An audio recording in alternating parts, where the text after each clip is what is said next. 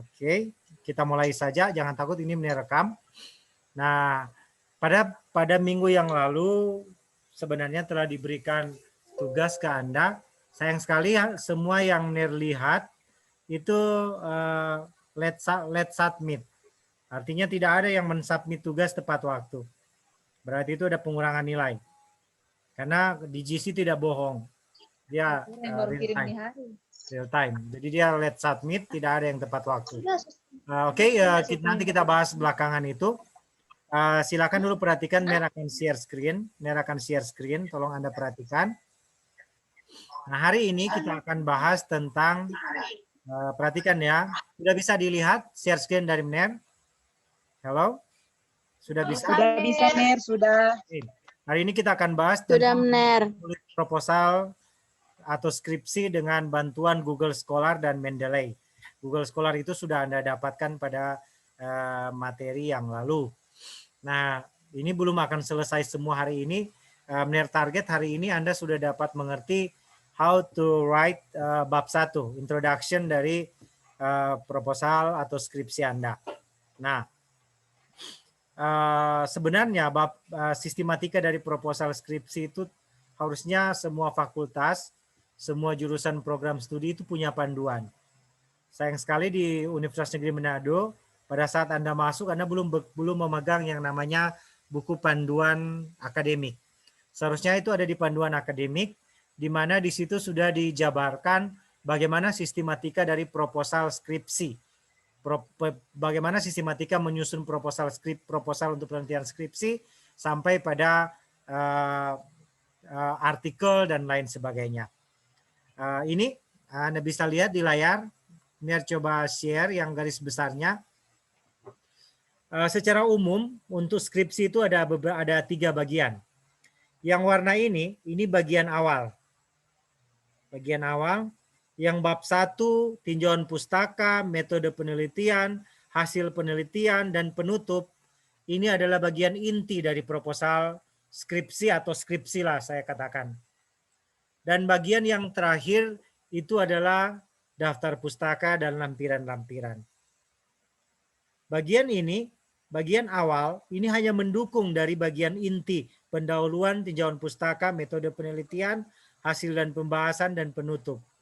Sama, bagian akhir daftar pustaka dan lampiran itu pendukung dari apa yang ada pada bagian utama, yaitu pendahuluan, tinjauan pustaka, metode penelitian, hasil dan pembahasan, dan penutup.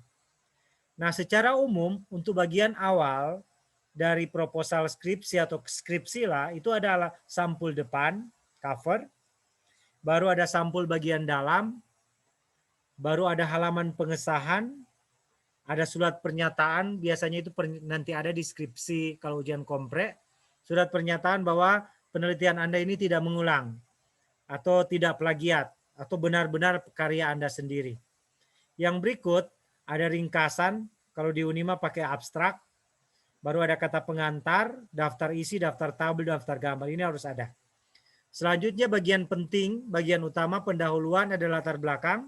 Kita akan bahas hari ini, pada pertemuan ini, bagaimana kita menyusun bab 1 ini, pendahuluan. Nanti tinjauan pustaka pada beberapa pertemuan selanjutnya, karena setelah mid semester, setelah Anda berhasil menyusun ini, target NER, pada saat memasuki mid semester, Anda tinggal ini NER, proposal saya udah selesai. Itu nilai mid semester. Nilai semesternya adalah bagaimana Anda mempresentasikan proposal Anda. Mempresentasikan lewat seminar di Zoom. Oke, nanti satu hari itu ada 2 yang presentasi setelah mid. Jadi itu. Nah, di bagian bab 1 itu ada latar belakang. Ada identifikasi masalah. Ada pembatasan masalah. Ada perumusan masalah. Ada tujuan penelitian. Dan ada manfaat penelitian. Ini inti dari bab 1. Nanti kita lihatlah. Bab 2 itu tergantung. Ada misalnya pembelajaran tentang, misalnya judul Anda aplikasi atau pembelajaran biologi berbasis praktikum. Maka yang Anda masukkan di tinjauan pustaka ini adalah kata kunci dari penelitian Anda. Pembelajaran biologi, praktikum biologi, hasil belajar, dan seterusnya. Itu masuk pada tinjauan pustaka.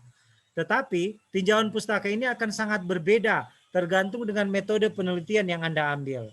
Example, Anda mengambil penelitian eksperimen, maka di tinjauan pustaka akan muncul hipotesis.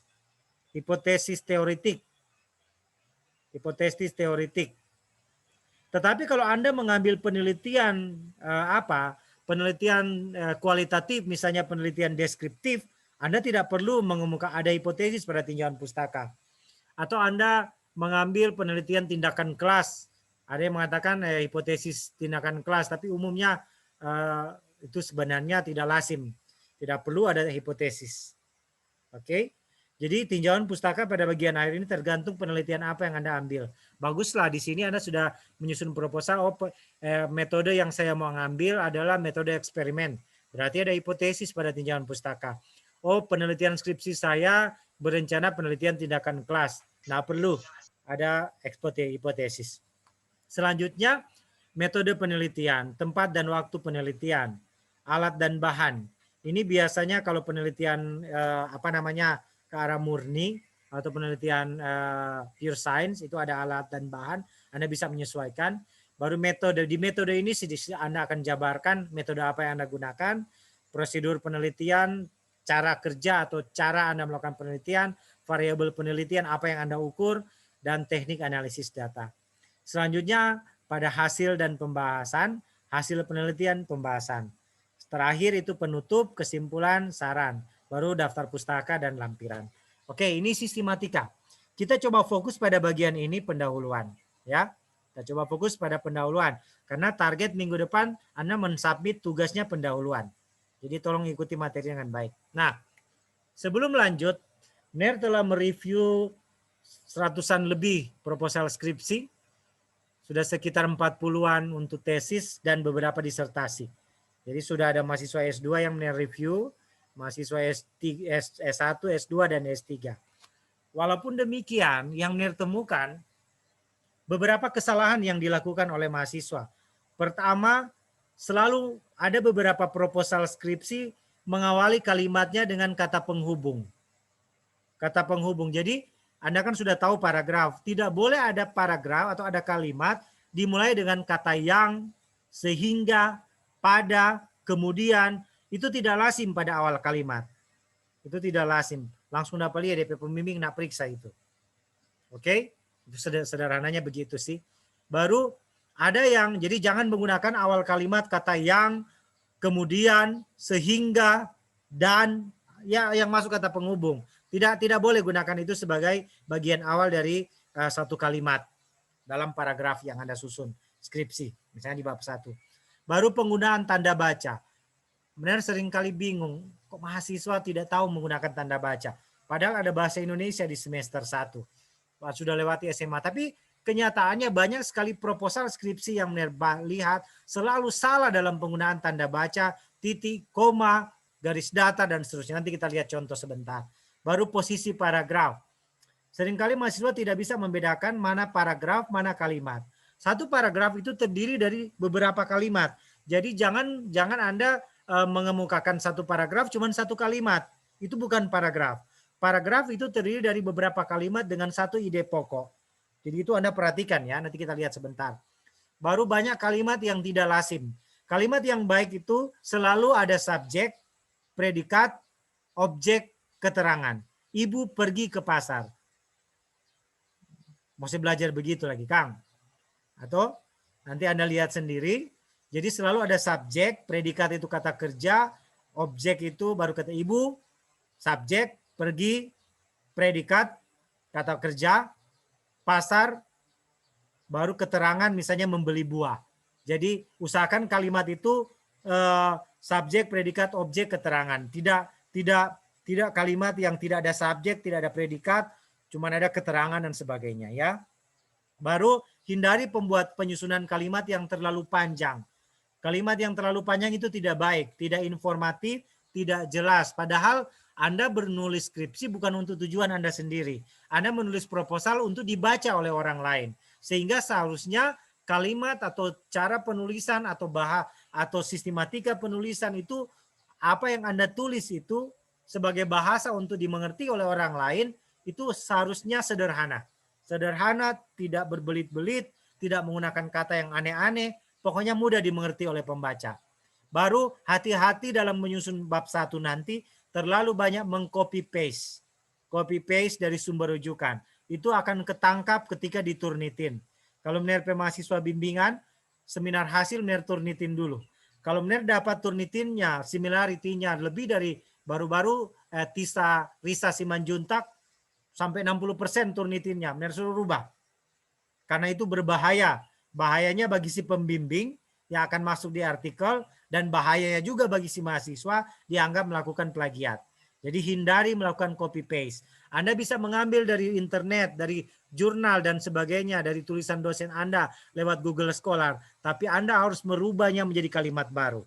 Paling gampang Anda copy, taruh di Google Translate, salin ke bahasa Inggris, salin ulang ke bahasa Indonesia. Mudah-mudahan dia sudah berubah. Sudah paraphrase. Walaupun itu cara tidak benar sebenarnya. Sebenarnya Anda paraphrase sendiri. Oke. Nah, ini mungkin yang Ner perlu share ke Anda. Ner tutup dulu. Nah, Anda kalau Anda buka Word, sorry. Ini Ner share lagi ya. Tolong Ner share. Misalnya Anda buka Word supaya Anda tidak salah ketik. Ner share. Anda lihat ini? Sudah lihat? Halo? Bisa lihat di layar? Ini proposal mahasiswa bimbingan Ner. Bimbingan Ner yang belum apa? Belum istilahnya dia belum memperbaiki. Sekarang perhatikan di layar. Kalau ini Word, Anda lihat yang sudah keluar? Belum, Ner. Sudah ada, Ner. Sudah? Oke. Coba Anda lihat yang arah kursor. Halo? Bisa lihat? Ner pe kursor? Bisa, Ner. Kalau Anda buka laptop sebentar, Anda lihat di sini. Yang Indonesia, berarti ini sudah dalam bahasa Indonesia. Kalau dia masih tak tulis dalam bahasa Inggris, rubah ke bahasa Indonesia. Supaya ketika Anda menulis, misalnya ini Ner pakai bahasa Inggris ya. Om Ner bold dulu semua, baru ini Ner ganti ke bahasa Inggris. Di Word. Ini seharusnya Anda belajar sendiri. Maka itu akan muncul garis-garis seperti ini. Karena Ner gunakan bahasa Inggris. Mengerti? Bisa? Bisa. Jadi Ya, Ner. Anda bold dulu semua, ganti ke bahasa Indonesia. Ganti ke bahasa Indonesia. Ini bahasa Indonesia, oke. Kan gampang kan? Lihat saja di sini, klik. Keluar di atas, ganti ke bahasa Indonesia. Tapi bold dulu ya, dia akan berubah jadi bahasa Indonesia. Sehingga kalau Anda salah ketik, salah ketik tulisannya, misalnya makalah, kehilangan H, dia akan jadi kode merah atau biru. Berarti kata itu salah Anda ketik. Ini teknis. Teknis ya, tapi penting membantu Anda untuk berubah-ubah kata dalam penyusunan proposal. Oke, Ner stop. Ner kembali ke materi tadi. Materi tadi ini. Ner share lagi materi ini. Nah, sekarang kita masuk pada bagaimana memahami isi proposal skripsi. Ini Anda bisa lihat. Halo? Bisa? Bisa, Ner. Tolong perhatikan baik. Judul tidak boleh lebih dari 15 kata. Ulangi. Judul yang baik tidak boleh lebih dari 15 kata. Tidak boleh mengandung istilah teknis. Istilah yang tidak dimengerti, yang tidak lazim. Misalnya Anda pakai judul pembelajaran biologi menggunakan PTK. Jangan pakai itu PTK, singkatan. Tidak boleh. Tidak boleh ada singkatan. Tidak boleh ada istilah teknis. Tidak boleh ada tanda baca. Tidak boleh ada kata kerja aktif. Misalnya judul, pembelajaran biologi mengerjakan eksperimen. Mengerjakan itu kata kerja aktif. Jadi dia selalu pasif. Ulang. Tolong ini disimak ya. Jangan salah. Jangan salah. Judul tidak boleh dari 15 kata. Contoh ini judul jurnal yang Ner buat. Kan tidak lebih dari 15 kata. Tidak ada kata kerja aktif. Tidak ada, kecuali bisa ada tanda titik. Kalau orang biologi ada nama Latin. Tagetes erecta L. Karena itu aturan ketentuan di biologi. Kalau di lain-lain tidak. Oke, sekarang Ner stop share. Orang sekarang berkunjung ke Jurnal Pendidikan Biologi Universitas Negeri Malang. Mengapa ke Universitas Negeri Malang? Karena orang lebih top dari orang. Sederhananya begitu. Orang lebih bagus, orang coba ke Universitas Negeri Malang.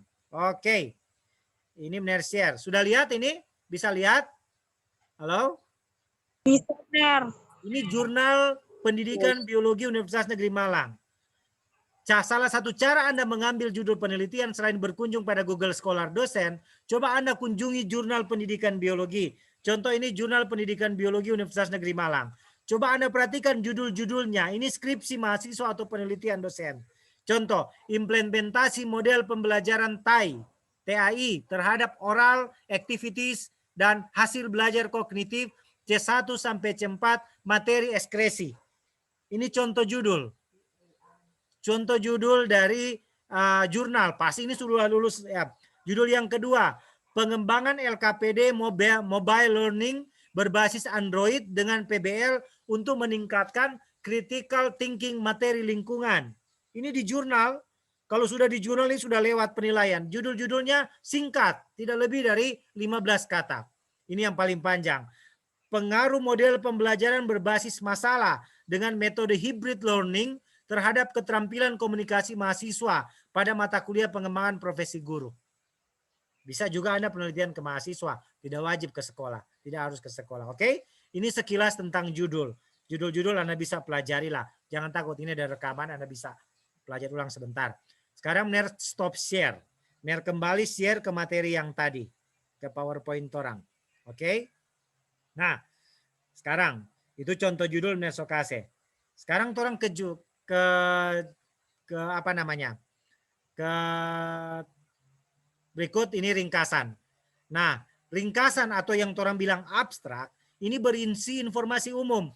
Ner selalu temui abstrak yang amburadul. So ujian komprehensif DP abstrak kacau. Jangan lagi mau DP angkatan demikian. Karena itu Ner ditugaskan di mata kuliah seminar biologi dengan harapan ada perubahan. Ada perubahan. Jadi yang berada di abstrak atau ringkasan itu jawab saja ini. Mengapa saya melakukan penelitian? Apa arti penting saya melakukan penelitian? Itu maksimal 2 baris. 2 baris, 2 kalimat. Berikut. Baru yang ada di abstrak jangan informasi lama. Apa yang saya lakukan, bagaimana caranya, itu validitas metode atau metode apa yang Anda gunakan itu harus mengutip metode dari jurnal. Itu yang ada di abstrak. Nanti tolong lihat contoh sebentar. Baru bagaimana hasil penelitian saya? Apa yang baru di penelitian? Baru yang berikut, apa yang disiratkan oleh temuan saya? Apa yang jadi rekomendasi dari penelitian saya? Minimal maksimal itu 250 kata. Ya, tolong ini diperhatikan, ya. Lanjut Ner. Sekarang pendahuluan.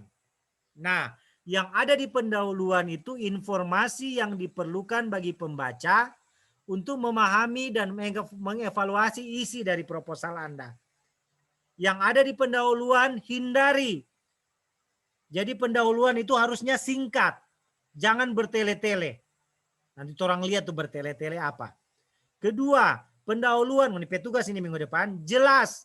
Yang Nerso bilang tadi, jangan bikin tuh kalimat panjang-panjang yang bikin pusing orang mau mengerti. Selalu saja predikat, subjek, predikat, objek, keterangan. Kalau mau dibikin kalimat selalu dibilang mana DP subjek, mana DP predikat, mana DP objek, mana DP keterangan. Begitu Jo. Yang usah tuh palingan kalimat so panjang sekali, so jadi satu paragraf. Yang berikut seimbang, semua topik dibahas, baru fokus. Fokus juga penelitian, yang usah bicara tuh lain-lain. Kalau mau penelitian problem based learning, yang usah singgung-singgung itu PTK, yang usah singgung-singgung itu stat, kooperatif dan sebagainya. Fokus pada apa yang Anda akan tulis. Nanti buktinya minggu depan, bab 1 yang Anda akan susun, ya. So habis waktu. Nah, yang ada di pendahuluan ini bagian 1 latar belakang. Bukan latar belakang masalah, Paragraf 1 latar belakang. Paragraf 2 apa tuh penelitian sebelumnya orang udah backing. Paragraf 3 apa motivasi dari penelitian. Boleh 2 paragraf ini. Baru paragraf 4 perkenalkan penelitian Anda, metode Anda, mengapa menggunakan metode itu. Ini perkenalkan. Mari Ner stop share, Ner lihat tuh proposal yang sakit kepala Ner mau baca. Biar begitu dia Ner mahasiswa bimbingan.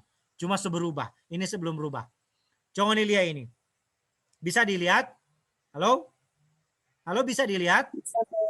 Coba latar belakang. Biologi merupakan cabang ilmu. Nggak usah ini, sama orang so tahu. Bisa paham? Nggak usah bilang biologi merupakan satu cabang ilmu pengetahuan alam. Sedang anak SMP so tahu ini. Ini tidak fokus, bertele-tele. Mengerti maksud Ner? Kasih hilang nih dia. Padahal DP judul pengaruh model pembelajaran problem based learning terhadap hasil belajar. Jadi kemukakan saja yang umum-umum. Mengapa harus menerapkan model pembelajaran problem based learning? Nanti dari umum dia sampai pergi di sekolah. Kenapa di sekolah itu materi apa? Dia pakai problem based learning. Baru ini. Kedua lagi, ini bertele-tele. Pendidikan memegang peranan penting. Nggak usah. Orang so tahu ini. Ini kebenaran umum yang tidak perlu. Tidak perlu Anda taruh. Ya. Baru ini menurut Nur, pendidikan sudah orang so tahu keluar ini. Kalau Anda mau bikin penelitian judul ini, fokus saja di problem based learning, model pembelajaran yang Anda gunakan, problem based learning, materi apa yang Anda mau ajarkan pakai problem based learning, kenapa pakai problem based learning materi itu, penelitian orang lain, misalnya sistem ekskresi pakai problem based learning, bagaimana di sekolah lain, di jurnal lain, itu yang Anda tulis di latar belakang. Yang usah bilang itu definisi. Menurut Undang-Undang 1945 dan seterusnya. Itu tidak lagi ya. Mer stop sampai di sini. Mau bekeng ini minggu depan. Stop. Kalau saya tunjuk yang bagus punya. Itu yang saya punya. Sorry mau cepat-cepat ke siang ini. Ini ambil di jurnal tadi. Jurnal Pendidikan Biologi. Ini. Dia langsung to the point. Kan DP judul pengembangan instrumen diagnosis untuk mengidentifikasi miskonsep materi jaringan tumbuhan dan hewan pada siswa SMA Madrasah Aliyah di Jawa Timur. Coba nih lihat dia mulai. Dia sudah bilang lagi tuh, pendidikan adalah dan sebagainya. Dia setulis kemampuan berpikir kritis dalam era perkembangan global saat ini sangat diperlukan sebagai pembentukan sumber daya manusia unggul. Masih salah ketik lagi ini. So publish. Kasih siapa ada tulis. Jadi bab 1 Anda itu akan sangat baik, akan unggul kalau Anda banyak melakukan sitasi, mengutip pendapat orang lain. Nanti mereka kasih tunjuk DP cara mengutip pendapat orang lain. Pakai Google Scholar. Maksudnya mau cukup nih waktu, nanti biar bikin video. Sebelum minggu depan biar kasih. Coba dilihat. Paragraf 1 dia sudah banyak mengutip pendapat orang lain. Sehingga paragraf-paragraf selanjutnya akan ada kesenjangan. Dia akan pertanyakan kenapa dia harus melakukan pengembangan instrumen diagnostik untuk miskonsepsi jaringan tumbuhan dan hewan pada siswa SMA. Paragraf 2, upaya awal yang dilakukan dengan mengidentifikasi. Dia sudah bilang dia melakukan identifikasi miskonsep. Jadi dia ada masalah di sini. Baru nanti paragraf berikutnya cuma pendek. Dia sudah bilang itu miskonsepsi siswa disebabkan oleh apa. Baru dia kasih solusi yang dia mau teliti. Ya, saya harapkan proposal Anda itu sudah mengacu pada contoh-contoh seperti ini sehingga tidak muncul seperti proposal tadi yang bertele-tele dan seterusnya. Oke, Mener stop ini nanti Mener akan share sebentar DP video. Sekarang Mener kembali ke apa tadi? PowerPoint. Usahakan tuh pendahuluan dari umum ke khusus. Kalau ini sudah tahu sudah apa di metode penelitian. Nanti Mener lihat. Hindari pendahuluan yang terlalu umum, tidak spesifik, Nerso jelaskan, tidak fokus, tidak runut. Hindari pendahuluan yang DP kutipan citasi sedikit, pustaka yang diacu jadul atau tahun-tahun 2. Hindari mengutip skripsi mengutip skripsi, itu jeruk makan jeruk. Jadi skripsi kutip jurnal sama yang tadi. Skripsi kutip jurnal, skripsi kutip penelitian dosen lewat Google Scholar. Supaya menipe proposal bagus. Baru jangan jabat tulisi pendahuluan menyalahkan orang lain. Misalnya, banyak sekali yang Mener temui. Pembelajaran biologi di SMA X tidak mampu menstimulasi berpikir kritis siswa. Guru kurang kreatif dalam pembelajaran. Coba ngoni jadi guru kalau orang bilang akan begitu. Jadi, jangan menyalahkan. Nggak usah kemukakan dengan cara yang halus. Jangan cara yang baik. Jangan upayakan menyalahkan dalam proposal Anda. Nanti tuh guru bilang, ente rungoni belum pernah mengajar tahunan, so salah 4 orang. Oke? Jadi tolong itu diperhatikan. Nah, hindari itu penelitian yang benar saya tunjuk. Itu terlalu banyak sekali. Semua orang so tahu itu tanaman padi. Oke? Tinjauan pustaka nanti berikut, karena tugas ngoni minggu depan, ini hari apa? Hari apa ini? Hari Rabu, hari Rabu. Berarti hari Selasa saya masuk tuh bab 1. Yang bab 1 yang mereka kasih ini. Ini latar belakang, identifikasi, batasan masalah, perumusan, tujuan.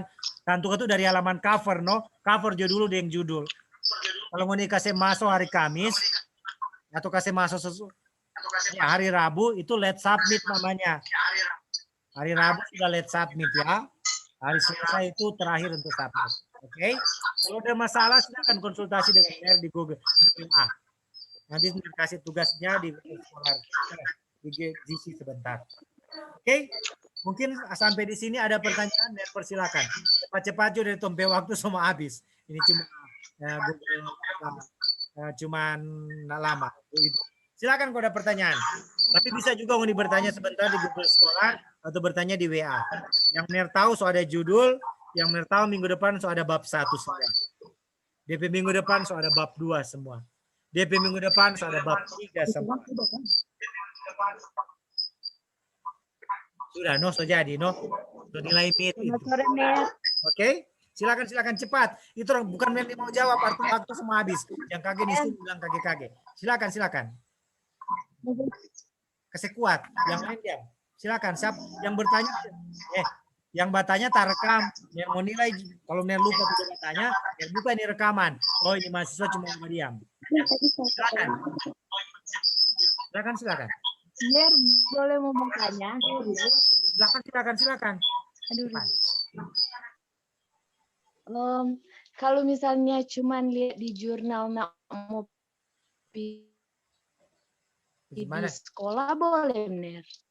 Itu kan Ner soalnya lokasi KKN ada sekolah. Masalahnya begini. Ada 2 kan mau diambil SMP. Di mana? Lokasinya di mana, Messi? Di Tomohon Kaskasen 1, Ner. Cuman ada SD. Kau ini mau? Kasihan.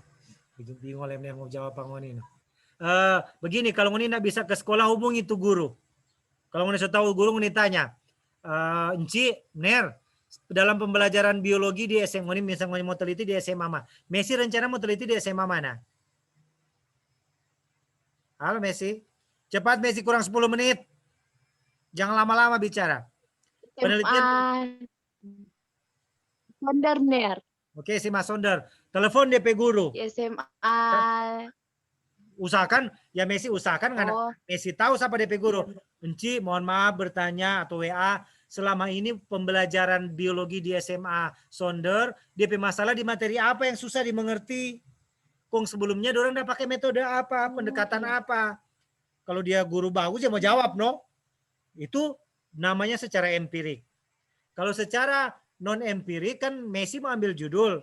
Itu judul itu lihat di jurnal. Mungkin tahu orang pakai di ekskresi. Sekarang Messi mau terapkan di metabolisme atau di pencernaan dan sebagainya. Oke? Jadi Ner membuka diskusi di WA. Ner langsung jawab karena Ner jadi kampus. Ner tahu hampir hari-hari di kampus. Karena di Ner di pasca sarjana, mahasiswa pasca yang belajar dari rumah langsung di kampus dora S2. Siapa tahu nih kelar ini mau lanjut S2. Jadi orang langsung di sana. Jadi Ner mesti layani di kampus. Masih ada pertanyaan lagi? Masih ada pertanyaan? Ner boleh Cepat. Masih ada, Ner. Cepat di S3, cepat sama habis waktu ini. Cepat. Boleh bertanya judul Ner di WA. Boleh. Tapi WA grup jangan WA pribadi. Pusing kita mau baca tol banyak WA. Jadi kasih WA grup. Ner mau bertanya, Ner. Ya silakan. Nah, cepat Victoria. Jadi Ner begini mau tanya. Ya. Cepat Victoria. Jadi Ner mau tanya untuk penelitian ini Ner harus di SMA atau boleh di SD atau SMP? Saya hanya beri gambaran begini. Orang so ada tupoksi masing-masing. Ngoni S1 pendidikan biologi targetnya SMA. Mengerti maksud Ner? Ulangi. Ya, S1 pendidikan biologi itu target. Dorang mau tawa akan ngoni ke depan ke ngoni penelitian di SD. Mengerti maksud Ner? Karena ngoni guru mata pelajaran. Bukan guru. Bukan guru apa DP nama kalau di SD? Semua. PGSD. Jangan rampas tuh PGSD petugas. Boleh ngoni mengajar di sekolah, tapi bukan itu ngoni kompetensi. Mengerti maksud Ner? Karena ngoni nanti setelah SPD bukan berarti so guru untuk dapat GR, bukan gila kan? GR di belakang harus ikut PPG dan tidak mungkin ngoni mau ambil PPG PGSD. PPG-nya adalah PPG pendidikan biologi. Arahnya ke guru SMA, bukan ke guru SMP juga sih. Tapi enggak apa-apa juga. SMP toleransi. Bolehlah teliti di SMP. Karena 60% materi SMP itu biologi. Tapi saya sangat sarankan supaya ya bawa kurang pas bidang. Karena SMP kan ada S1 pendidikan IPA. SD ada S1 pendidikan SD. Jadi benar sangat sarankan ke SMA atau boleh mulai teliti ke mahasiswa. Enggak masalah. Ada lagi? Silakan. Saya tidak recommendate ke SD. Bagaimana kalau mau saya belajar biologi, fotosintesis, dan sebagainya di SD? Kecelakaan DP nama ini. Oke? Silakan. Lupa aja semua habis waktu ke siang ini. Kalau sudah ada, jangan lupa isi monef. Siapa ketua kelas? Ketua kelas. Ini jangan badus naik. Biar direkam semua. Jadi benar tahu tuh hadir. Jadi jangan ditulis dah hadir, koknya ada bayang. Ada kontrol ini. Oke, benar rasa cukup karena semua habis ini Zoom. Benar akan bagikan rekaman ini, lalu benar akan bagikan bagaimana cara membuat pendahuluan dengan Mendeley. Sebelum ngoni istirahat nih hari, ngoni di lokasi KKN, Kang.